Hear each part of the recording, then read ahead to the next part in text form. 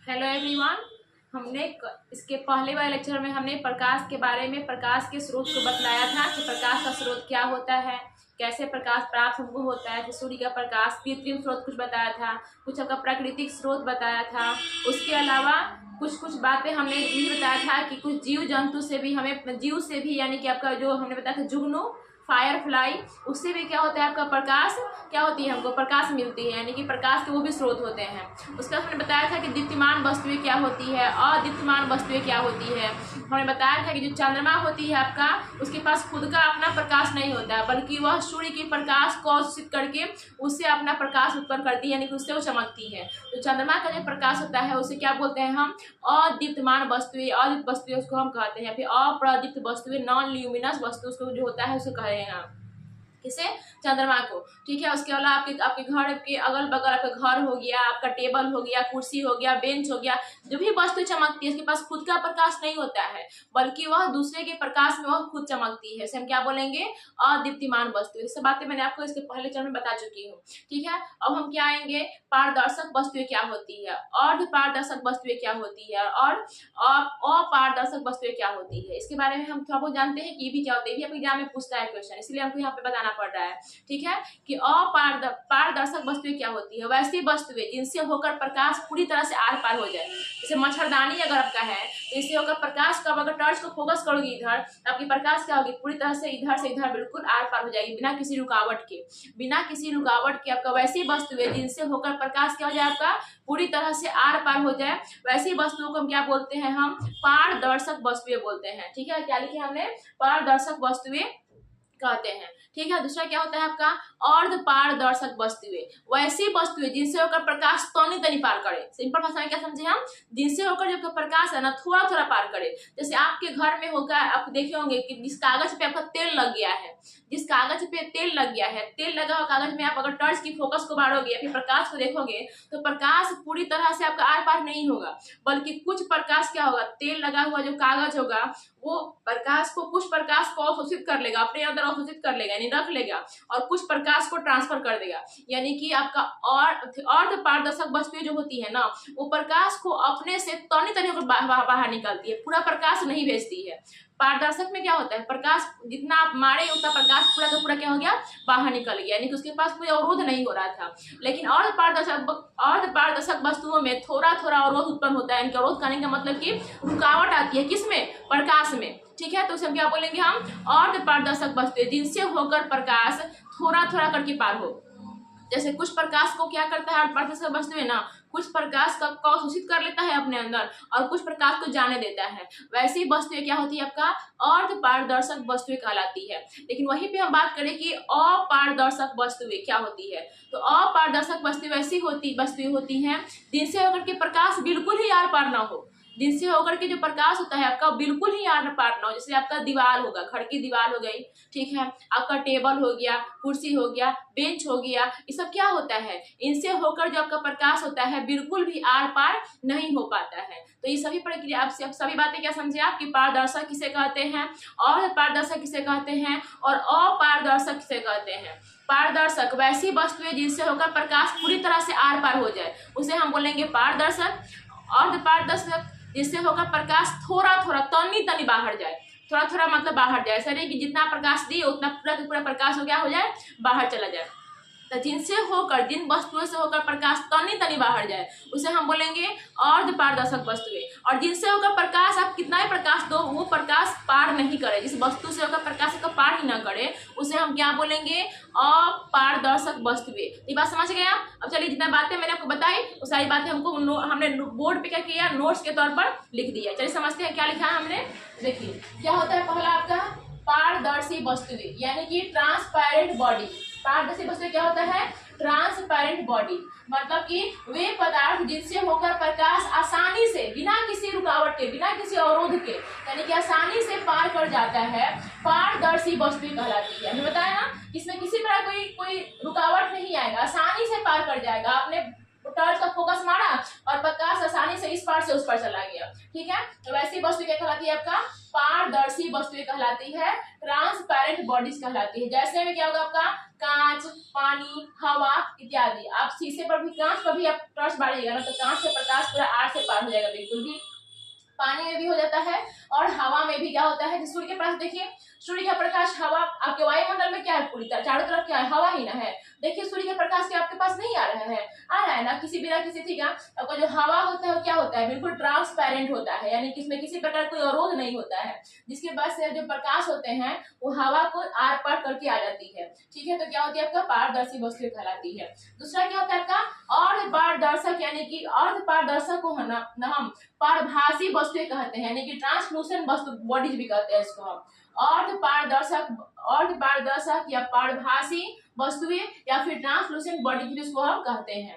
वैसी वस्तुएं जिन पर प्रकाश की किरणें पड़ने पर, हमने बताया ना कि वैसी वस्तुएं जिन पर प्रकाश की किरणें पड़ने पर उनके कुछ भाग तो अवशोषित हो जाते हैं। जो प्रकाश की किरणें कुछ भाग जो होते हैं, वह जो बॉडी होता है वो तो अवशोषित कर लेता है, लेकिन कुछ भाग क्या करती है, प्रकाश को जान देता है, यानी कि अवशोषित तो हो जाते हैं लेकिन कुछ भाग बाहर निकल जाते हैं। किसके भाग बाहर निकल जाते हैं, प्रकाश के भाग बाहर निकल जाते हैं, उसे हम क्या बोलेंगे, अर्धपारदर्शक वस्तुएं कहेंगे। जैसे कि आप अपने घर पे भी इसका एग्जांपल कर सकते हैं, प्रैक्टिकल कर सकते हैं कि तेल लगा हुआ कागज पे आप कभी टर्च का फोकस बांट के देखिएगा, आपका पूरा के पूरा प्रकाश आपका आर से पार नहीं होगा।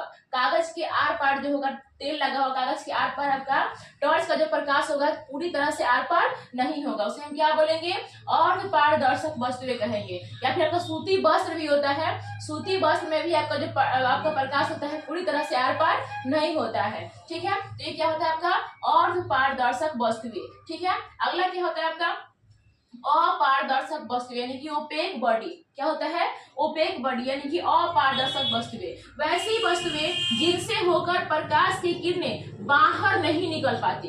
वैसी वस्तुएं जिनसे होकर प्रकाश की किरण बाहर ही नहीं निकाल पाती। जैसे आपका ये बोर्ड है, इस पे हम टॉर्च को फोकस करेंगे, क्या टॉर्च इस पार से उस पार चली जाएगी, नहीं जाएगी ना। तो ये कौन सी वस्तु हो गई आपका, ये बोर्ड जो है आपका अपारदर्शक वस्तुएं हो गई। उसके अलावा ये जो दीवार आपको दिख रहा है ये कौन सी वस्तु हो गई, ये भी आपका अपारदर्शक यानी कि ओपेक बॉडी हो गई आपका, ठीक है। जैसे आपका दीवार, लोहा, पत्थर इत्यादि, ये सभी के सभी कौन सी वस्तु हो गई बाबू, आपका अपारदर्शक वस्तुएं। आई होप बाबू आपको पारदर्शी, अपारदर्शी और अर्धपारदर्शी में किसी प्रकार का कोई दिक्कत नहीं हुआ होगा। अब हम आगे बढ़ते हैं प्रकाश के परावर्तन की ओर। अब देखिए हमने यहाँ पे क्या बताया आपको कि अपारदर्शक, पारदर्शक और अर्धपारदर्शक वस्तुएं क्या होती है, मैंने आपको बता दिया। अब यहाँ पे हम क्या देखेंगे, प्रकाश के परावर्तन। It's a most important topic for Bihar board student के लिए, आपका जो है ना बाबू काफी इंपॉर्टेंट टॉपिक है। हर साल एग्जाम में यहाँ से क्वेश्चन बहुत सारे बनते हैं, क्या वो ऑब्जेक्टिव हो,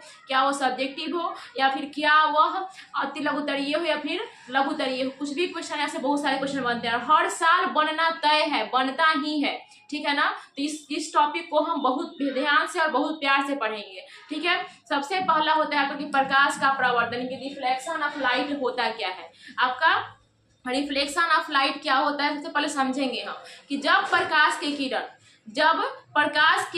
किसी चिकनी सतह से टकराती है, जब प्रकाश की किरण किसी चिकनी सतह से टकराती है और टकराने के बाद पुनः उसी माध्यम में वापस लौट जाती है, उस किरण को हम प्रकाश का परावर्तन कहते हैं। उसे क्या कहते हैं, हम प्रकाश का परावर्तन कहते हैं। जब प्रकाश की किरण किसी चिकनी सतह से टकराती है, जब प्रकाश की किरण किसी चिकनी सतह से टकराती है, टकराने के बाद पुनः उसी माध्यम में वापस लौट जाती है, उसे हम क्या कहेंगे, प्रकाश का परावर्तन यानी कि रिफ्लेक्शन ऑफ लाइट कहेंगे। सबसे पहले हम इसको फिगर के द्वारा समझते हैं। एग्जाम में जब भी आपको लिखने के लिए आए, 2 नंबर का है, 3 नंबर का है, या फिर 5 नंबर का है, या फिर 6 नंबर का है, सबसे पहले इसको आप लिखिएगा इसका डिफिनीशन, उसके बाद इसका फिगर जरूर बनाइएगा, फिगर को लाइन बाय लाइन डिस्क्राइब जरूर कीजिएगा। उससे आपको नंबर जितना का क्वेश्चन का होगा ना, वो आपको नंबर उतना ही अच्छा से देगा, ठीक है। जितना अच्छा से आप लिखोगे उतना अच्छा आपको क्या होगा, नंबर मिलेगा। सबसे पहले समझते हैं कि प्रकाश का परावर्तन होता कैसे है, क्या होता है।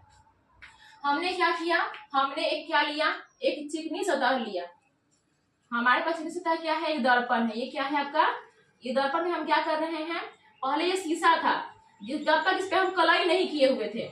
ये क्या है आपका, एक शीशा हमने लिया, ठीक है। क्यों शीशा इसको बोल रहे हैं, क्योंकि इस दर्पण, ये जो शीशा है आपका, शीशा के पीछे हमने कोई कलई या रस्तीकरण यानी कि पेंट नहीं किए हुए हैं। अब हम क्या करें, देखिए यहाँ पे शीशा के ऊपर क्या कर रहे हैं, हम पेंट कर दिए यानी कि रस्तीकरण कर दिए, कलई कर दिए। अब हमने इस पे कलई कर दिया, रस्तीकरण कर दिया, पेंट कर दिया, तब ये शीशा आपका क्या हो गया, दर्पण बन गया। क्या बन गया आपका, ये अब दर्पण बन गया। अब आप देखिए ऊपर की सतह क्या है आपका, नीचे सतह पे तो हमने पेंट कर दिया। अब ऊपरी सतह क्या है आपका, ऊपरी सतह पे प्रकाश की किरण क्या होगी, इस पे आपतित होगी। प्रकाश की किरण किसी सतह पे क्या लिखा हमने, जब प्रकाश की किरण किसी चिकनी सतह से टकराती है, देखिए प्रकाश की किरण आई और किससे टकराई, किसी चिकनी सतह से टकराती है और टकराने के बाद पुनः इसी माध्यम में वापस लौट जाती है। देखिए माध्यम इसके लिए ही था, प्रकाश की किरण का हवा में ही आया और हवा में टकरा क्या कर गई, वापस चली गई। आपके लिए माध्यम नहीं बदल गया, ऐसा नहीं कि यहाँ पे आपका हवा है, यहाँ पानी है, यहाँ सभी जगह क्या भरे हुए हैं, हवा भरे हुए। इसलिए हम माध्यम बोल रहे हैं कि प्रकाश जिस माध्यम में आती है और किसी चिकनी सतह से टकराती है, पुनः उसी माध्यम में वह टकराने के बाद वापस भी लौट जाती है। यानी कि यहाँ पे हमने क्या दिखाया कि प्रकाश जिस माध्यम में आपका आई, इधर से आई और इसे टकराया, आपके जो दर्पण है, दर्पण से टकराया और टकराने के बाद पुनः इसी माध्यम में वापस लौट गई। इसे हम कहते हैं क्या, प्रकाश का परावर्तन कहते हैं। क्या कहते हैं, प्रकाश का परावर्तन। अब देखिए किसी समतल सतह पर एक लंबवत लाइन खींचिएगा, कि समतल सतह पर एक लंबवत लाइन खींचिएगा, इस लाइन को हम क्या कहेंगे, अभिलंब कहेंगे। क्या कहेंगे बाबू, अभिलंब। कि समतल सतह पर एक लंबवत लाइन को खींचिएगा काल्पनिक रूप में, उसे हम क्या बोलेंगे, अभिलंब बोलेंगे। प्रकाश की किरण दर्पण से टकरा रही है, टकराने वाली जो किरण होती है क्या बोलेंगे हम, आपतित किरण। आपतित किरण, आपतित किरण बोलेंगे। दर्पण से टकराई, टकराने के बाद जिस बिंदु पर प्रकाश की किरण टकराती है, जिस बिंदु पर आपके प्रकाश की किरण टकराती है, उस बिंदु को हम बोलते हैं आपतन बिंदु। क्या बोलते हैं हम, उस बिंदु को हम बोलते हैं आपतन बिंदु।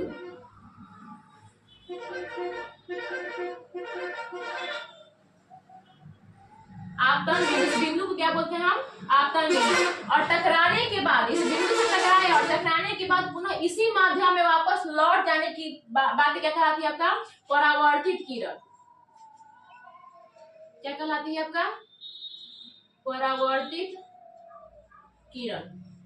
क्या होती है आपका, परावर्तित किरण। अब देखिए आपतित किरण, प्रकाश की किरण क्या हुई, प्रकाश की किरण किसी चिकनी सतह पे पड़ी और पड़ने के बाद क्या हो गई, उसी माध्यम में लौट गई। तो जिस चिकनी सतह से टकराई, वो जिस बिंदु पर टकराई उसको हम आपतन बिंदु कहते हैं। प्रकाश की किरण जिस चिकनी सतह के जिस बिंदु पर टकराती है उसे हम आपतन बिंदु कहते हैं। ठीक है। अब आपतित किरण और परावर्तित किरण को अलग करने वाली लाइन को हम क्या कहते हैं, अभिलंब कहते हैं। क्या कहते हैं हम, अभिलंब कहते हैं। या फिर भी बोलते हैं हम कि किसी समतल दर्पण पे लंबवत खींचे गए लाइन को, क्या रेखा को लंबवत खींचे गए, लंबवत 90 डिग्री, 90 डिग्री खींचे गए रेखा क्या बोलते हैं हम, अभिलंब कहते हैं। तो आपतित किरण समझ गए, परावर्तित किरण समझ गए, अभिलंब समझ गए और आपतन बिंदु समझ गए कि सब होता है क्या, मैंने आपको बता दिया। इसको हम लिखवाएंगे बाद में। अब देखिए एक चीज और पूछता है, आपतन कोण क्या होता है और परावर्तन कोण क्या होता है, जिसको भी समझते हैं क्या होता है। देखिए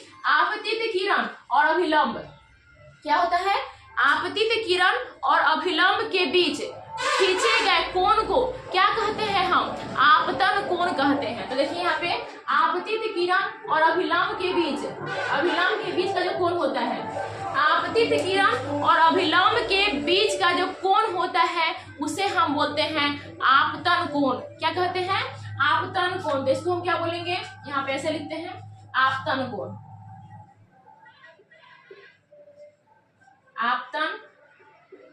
आपतन कोण। आप देखिए आपतित किरण और अभिलंब के बीच के कोण को हम क्या कहेंगे, आपतन कोण। इसे हम आपतन कोण को कोण आई से दिखाते हैं। किसे दिखाएंगे हम, इसे कोण आई से, इसे हम कोण आई से दिखाएंगे। आपतन कोण को हम कोण आई से दिखाते हैं। अब आते हैं परावर्तन कोण। आपतन कोण हो गया, अब होता है दूसरा परावर्तन कोण। तो देखिए आपका अभिलंब और परावर्तित किरण के बीच का जो कोण होता है, आपका अभिलंब और परावर्तित किरण के बीच के कोण को हम क्या कहते हैं, परावर्तन कोण कहते हैं। क्या बोलते हैं इसको हम, परावर्तन कोण। तो ये कौन सा कोण है आपका, परावर्तन कोण।